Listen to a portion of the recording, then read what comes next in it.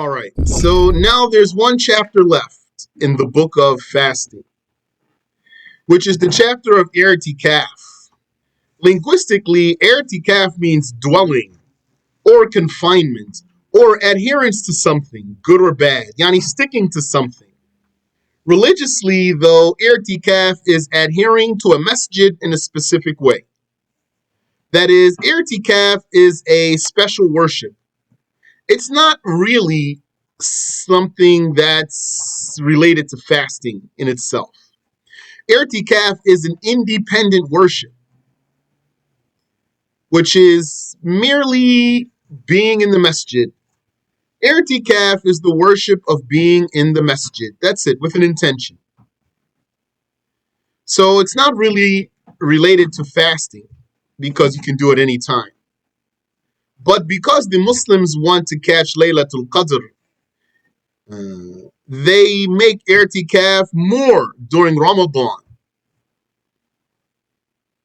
So that's why the scholars put the chapter of i'tikaf in the book of fasting. If you want to find details for i'tikaf, if you are studying fiqh, or you have a question, or you want to review, you want to look and see some details about i'tikaf. So you opened up a book of fiqh, so you can look in there. Where are you going to look? Look in the book of fasting, although i'tikaf is an independent worship. It is judged as an emphasized recommendation, so it is appropriate to observe it. That's what uh, myself and some of the other students of knowledge would do when I was overseas. In a Muslim country, there's masjids everywhere. In a Muslim country, there's masjids everywhere. So we would be out going to a lesson, going to an internet cafe, uh, going to one of the phone places to call back home. And on the way or coming back, we would pass by a masjid or two, for example. So whenever we would pass by a masjid, we would just step in there, make the intention of i'tikaf, stand there for a moment. That's all you have to do, and then leave and keep going. That's i'tikaf. That's the minimum. What I just described to you is the minimum. Because the evidence is unrestricted, yani, there's no evidence that restricts this i'tikaf. Therefore, it is recommended at all times. There's no time when i'tikaf is not recommended. Even times in which prayer is disliked. You know, there's times when you shouldn't pray. Times when prayer is disliked. According to some, that means it's really just disliked, not haram. And according to some, it means actually haram. Sometimes when praying is haram, it's still recommended to do i'tikaf even during the times when prayer is disliked. So i'tikaf is an independent worship. But it is more emphasized in Ramadan. That is why this chapter is within the book of fasting. The Prophet ﷺ used to perform i'tikaf, especially in the last 10 nights of Ramadan, seeking the night of Al-Qadr. The basis for its recommendation, yani the proof, the source, let's say instead of basis. The source of its recommendation is the book, the sunnah, and the consensus. And i'tikaf existed in previous laws. It's not special to the nation of Muhammad sallallahu alayhi wasallam. Allah says, أن طهر بيتي للطائفين والعاكفين. Purify my house, O Abraham and Ishmael, for those who circle the Kaaba and those who make i'tikaf. My house means means the Kaaba. My house here means the Kaaba. That's what Abraham and Ishmael rebuilt, the Kaaba. Al-Masjid al-Haram is the masjid that contains the Kaaba. Also, the Prophet's i'tikaf is confirmed in what is narrated by the two sheikhs, Al-Bukhari and Muslim. So i'tikaf has four integrals. The first is the mu'takif. Mu'takif means the one who does the i'tikaf. This person has three conditions. Islam, apostasy invalidates the i'tikaf. Mental discerning at the time of intention. So when the person made his intention, he was mumayyiz. Well, does mumayyiz mean you're a child? Mumayyiz does not mean you're a child. Don't put the meaning of mumayyiz with childhood.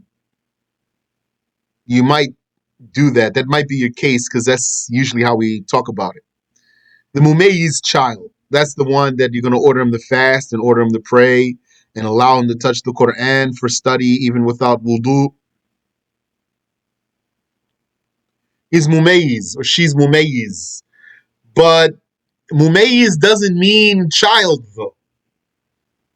Because we are all right now mumayyiz.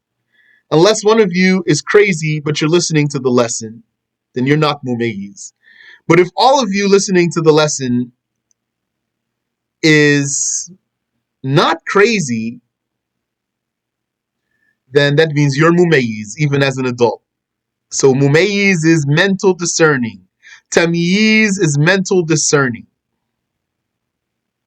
So the one who makes the intention for i'tikaf has to have tamyiz, has to be mumayyiz at the time of the intention. Loss of mind by sinful drunkenness invalidates i'tikaf. We already said the loss of mind because of sinful drunkenness is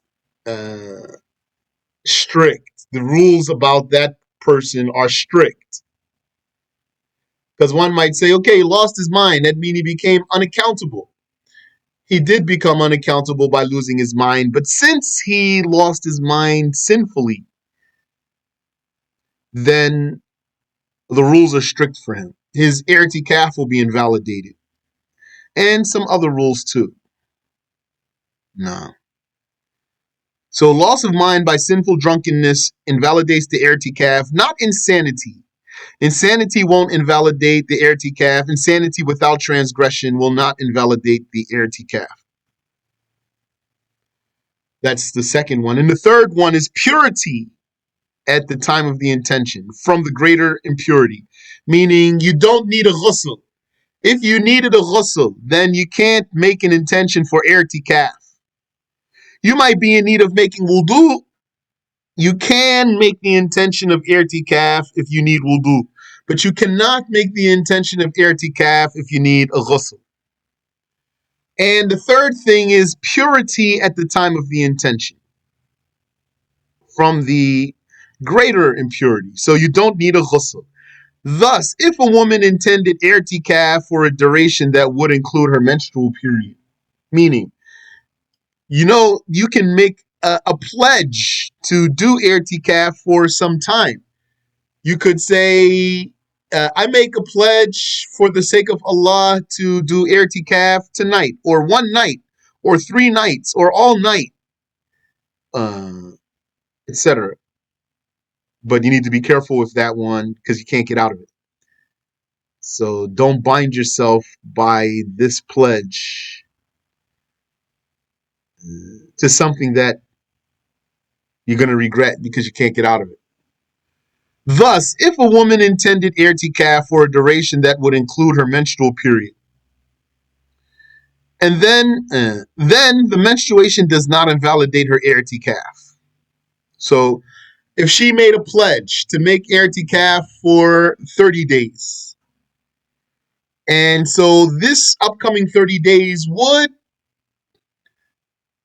be interrupted by her menses. So the first question is the intention for i'tikaf valid this way? Yes, it is valid. If she made the intention for i'tikaf, an intention to do it long enough that this includes her period, then menstruation does not invalidate her i'tikaf. Rather, after menstruating, she returns and she continues what she pledged to do. You have to wait and see, Yani. Some of those things you might see. It's unlikely that's going to not come, right? Yani, should be if you understand how these rules go. So from here, it is known that for these last two conditions to remain constant is not a condition. What are the last two conditions? The mental discerning and the purity. These don't have to remain constant. You just have to have them when you make the intention for i'tikaf. So if you made the intention of i'tikaf while you were mumayyiz and then you went crazy, this does not invalidate your pledge. This does not invalidate your pledge. And likewise, if the woman were pure, she doesn't need a ghusl when she made the intention. But then she became in need of a ghusl because of menstruating. This is not going to interrupt her pledge. So after menstruating, she returns to the masjid and she continues the time that she made a pledge to do. From here, it is known that for these last two conditions to remain is not a condition. Pubescence is not one of its conditions. So a child can do i'tikaf. The i'tikaf of the slave and the woman is valid with the permission of the master or the husband. But this does not mean here when we say it's valid with permission, this in this case doesn't mean that the permission is a condition for the validity. The i'tikaf will be valid even without the permission, but if they perform i'tikaf without permission, the master or the husband has the right to come and take them out of the masjid. So the first integral is the mu'takif, the person who does the i'tikaf. The second integral is a masjid. The main masjid is best. That's the one that's called Jami'. So to not have to leave for Jumu'ah. And because there are more congregational prayers there. What does this mean here? The main masjid. Remember, ideally, it's supposed to be that all the Muslims are doing the same thing, are upon the same religion, not broken into sects. According to that ideal situation, then, if there were more than one masjid in a town, then there should be one masjid out of all of them that's the main masjid of the town. That one is called Al-Jami', Al-Masjidul Jami' for any town that has one. That's the main masjid. So it's best to do i'tikaf in this masjid, because then you won't have to leave for Jumu'ah, and because there are more congregational prayers there.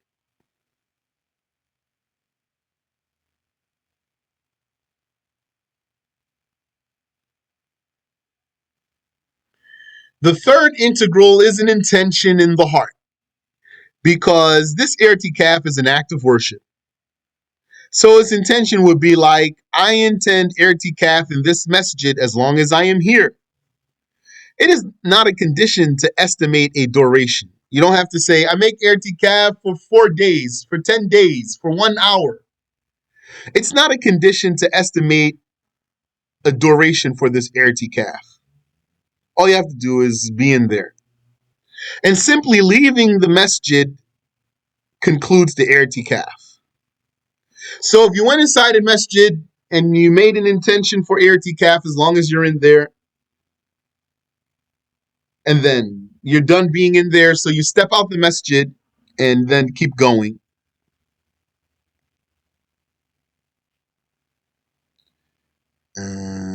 This will conclude your i'tikaf. That's enough to conclude your i'tikaf. And you don't have to, in your heart, uh, intend a particular duration for the i'tikaf. However, if one left with a firm decision to return, if someone left the masjid with a firm decision to return, then this decision stands in the place of the intention. He returns without needing a new intention. When i'tikaf was vowed or pledged, then one must intend the obligation and to fulfill the vow or the pledge. I'm gonna skip explaining that for now. If you have a question, feel free. And number 4, the fourth integral is dwelling in the masjid, actually, which is the very meaning of i'tikaf, and not merely passing through the masjid, yani, unless you're passing through while you're junub and you're going out the other door. That's passing through. That's not enough. You have to actually dwell in the masjid. Going in the masjid one way and coming back out that same way, that's dwelling in the masjid.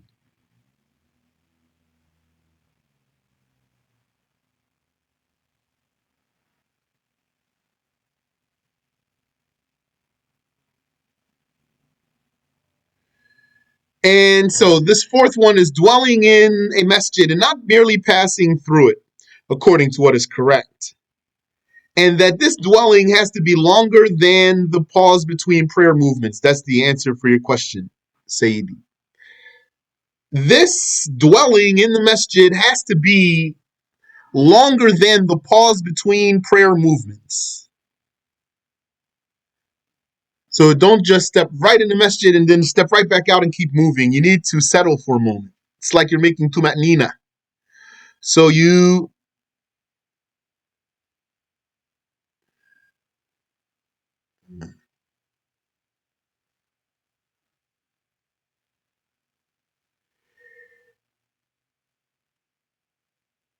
subhanallah, I was going to say something, but I'm tired now. I'm going to try to finish this though.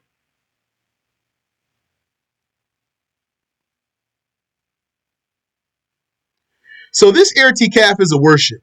So if one makes a vow for it, a nether or a pledge for it, it is valid, and then he is obligated to fulfill this i'tikaf. So one must specify the obligation when he makes his intention for i'tikaf. He's going to intend an obligation, and he's going to intend that he's doing it for a vow.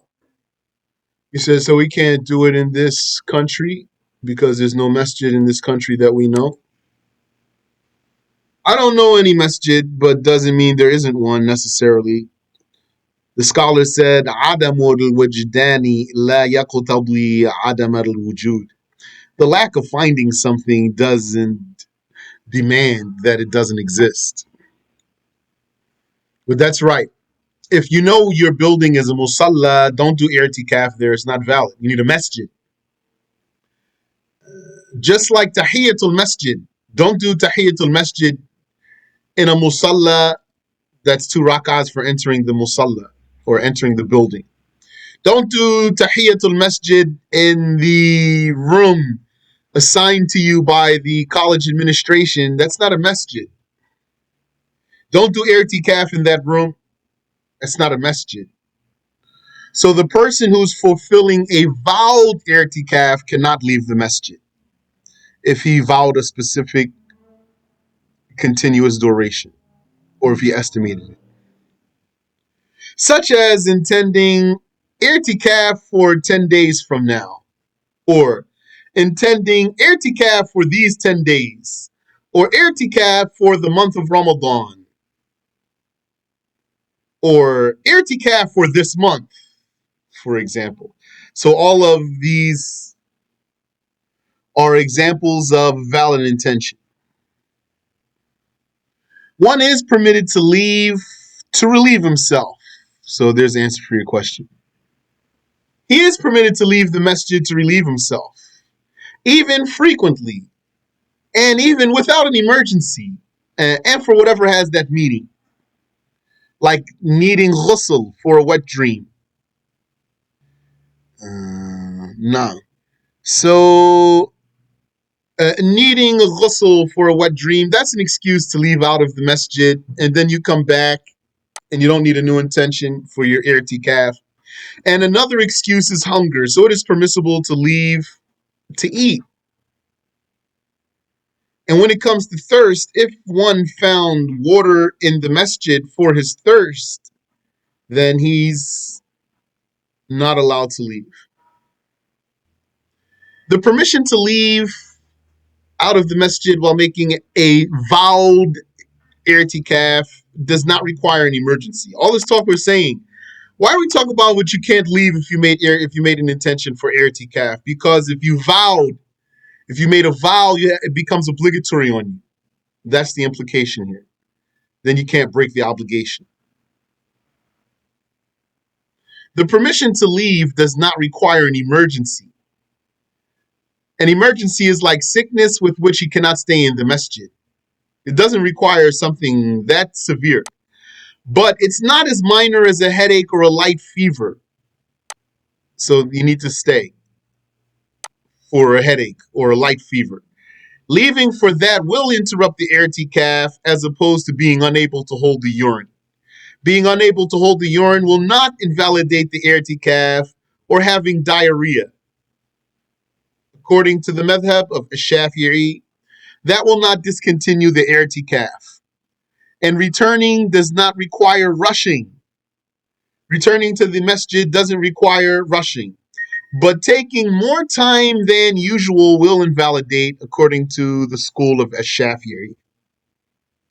And once the person is out for his valid reason, he can make wudu while he's outside the masjid, because that follows his errands that he's doing while he's outside of the masjid. But it's not permissible to leave a vowed i'tikaf to go visit the sick, nor for funeral prayer.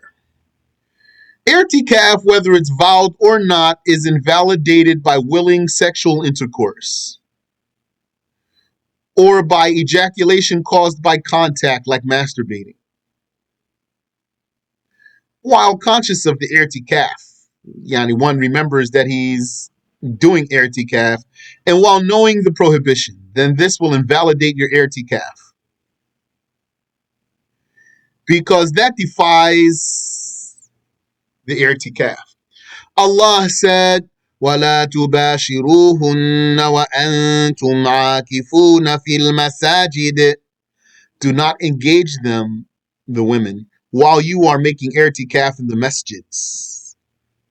If someone leaves forgetfully or forcefully, it is not discontinued, that i'tikaf, according to the school of Shafi'i.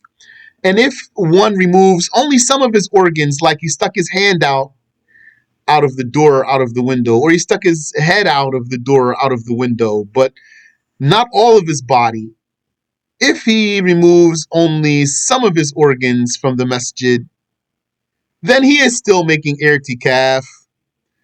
Wallahu alam, and this concludes the book of abstention by the help of God. Do you have any question I can answer for you?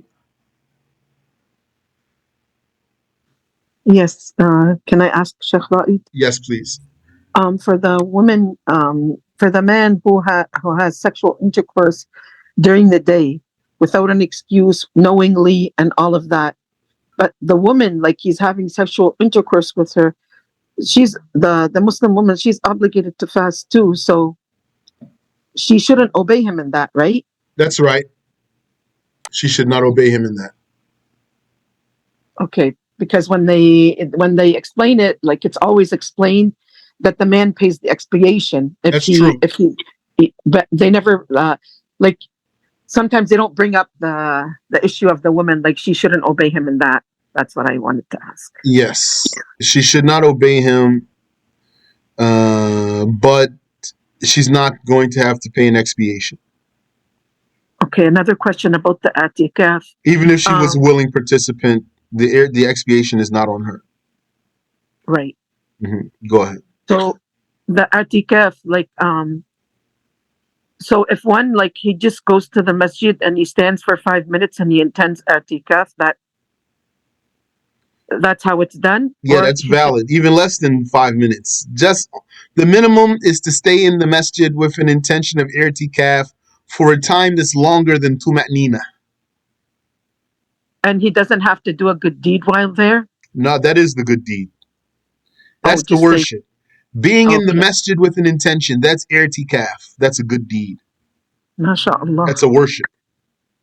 So like when Sheikh Nabil, he says in his Asr lessons, Dars al-Asr, he says, Nanwi al-i'tikafu fil masjid. Yes. So it's the duration that they're sitting there listening to that lesson, and then they can just leave because yes, because it's not vow. Like, it's not a vow, and they didn't intend like to do it like for, let's say, 5 consecutive days or 10 consecutive days. Correct. So they can leave. Barakallahu feek. Ameen wa feekum. You don't have to do anything in there. You don't have to do anything in there. You could just stand there. It's not a condition to sit down. It's not a condition to pray 2 rak'ahs. Sheikh Rahid? Yes? Yes. My question is the intentional sexual intercourse during Ramadan. My question, the traveler, do I understand it correctly? They can break their fast because they're with sexual intercourse and they don't have to pay an expiation just because they're a traveler? That's correct. Okay. Because the traveler is allowed to break his fast. Yeah. So that means breaking the fast means engaging in any mufattir. Breaking the fast doesn't mean eating. It means engaging in a mufattir, whichever one it might be. What does that word mean? Mufattir is a fast invalidator. Okay. How do you spell it? Mufatt, underline those T's, IR. Mufattir. Like the word fitr, like it says Eid al-Fitr. The fitr is the end of the fast, the termination of the fast. Ameen wa feekum. Mufattir is the invalidators of the fast. Yeah, this is just one. Mufattir is singular. So one, if he's a traveler, he could do any mufattir that's not haram. If there's no more questions. Subhanaka Allahumma wa bihamdik. Ashhadu an la ilaha illa ant. Astaghfiruka wa atubu ilayk.